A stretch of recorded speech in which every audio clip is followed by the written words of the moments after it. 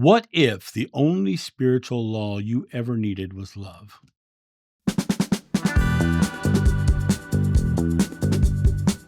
The core teachings of Jeshua that was delivered to John of old, that core message never changed. Let's talk about in this video how love is the law, not just a feeling, but the divine order of everything. In the book of John, which is the best darn book in the Bible, thank you very much, he says, God is love. Even Edgar Cayce said love is the highest vibration. Paul Solomon said love is alignment with divine will.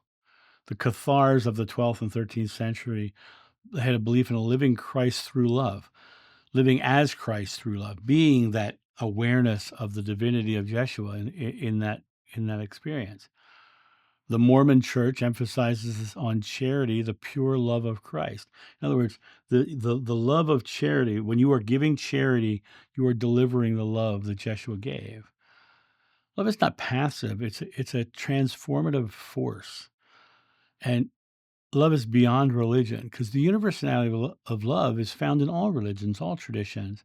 When you look at all of the ancient texts from the perspective of looking at them through the goggles of love, they all say the same beautiful things.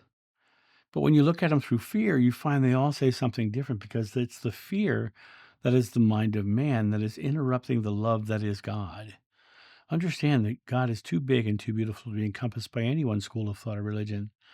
God is within you and within me and with everyone around us, and God is being delivered unto the world by our belief, by what we truly believe.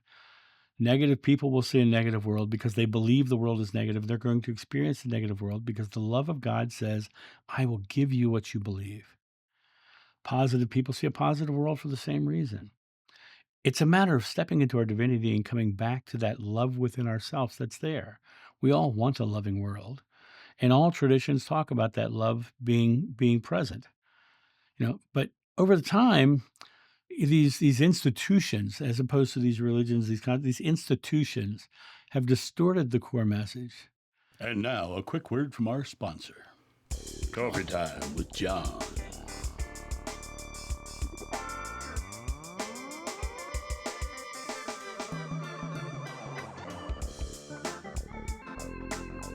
This channel runs off coffee, so get your coffee and tea at johnsjoe.com. I leave you one commandment, love one another. This commandment is talking about just being love in the now, living the law of love today. Your personal practices, your loving thought, your speech, your actions, these are being love. Be the love you want to see in the world. John the beloved. John be love, right? Be love. Simply think about the concept of being love in the now. You don't need to follow anybody else. All you need to do is come back to that core essence of love that you're part of. If you believe that you're part of God, then what part of God isn't loving? Because God is love. And so if you're part of God, the core essence of yourself is love itself. And when you are delivering that love itself into the world, you will find that love is returned to you tenfold.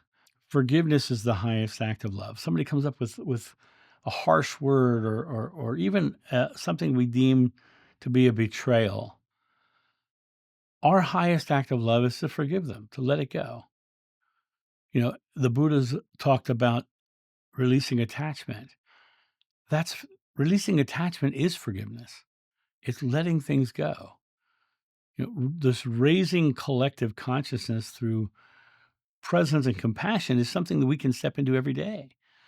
John the Beloved talked about this idea of being love. He didn't preach. John of old was a man just like you and me and everybody else.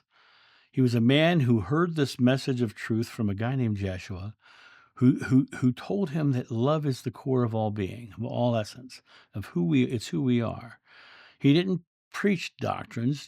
Jeshua didn't preach doctrines. John the Beloved didn't preach doctrine. He lived and taught love. He expressed love into the world. He was love. His declaration was that I am love. This isn't about belief. It's about embodiment. It's about being the love in action. And when you put that love into action into the world and you live love, you become the light for others to live by. We often look for light so we can see more. But, empathic people tend to think they want to save the world, but the way you save the world is to be the light. And what did Jeshua say? He said, "You are the light of the world. You are the light of the world. What's within you and what you chose to live is what is being illuminated to the people around you. And then they get to make choices to be the light or not, right? But the lighter and brighter you are, the more likely they are to choose to be the light. In other words, you can make your part of the world so bright that the world chooses to save itself around you. And that really is the key to this. You stepping into that power of divinity within yourself, knowing that you can be the love. And because you're knowing you can be the love, you start putting your thoughts, words, and deeds into action behind that love. And what happens? You begin to see the love. So you must be the love to see the love. And so that is the point of this video. You guys have a great day, and I'll talk to you soon. See ya. Bye.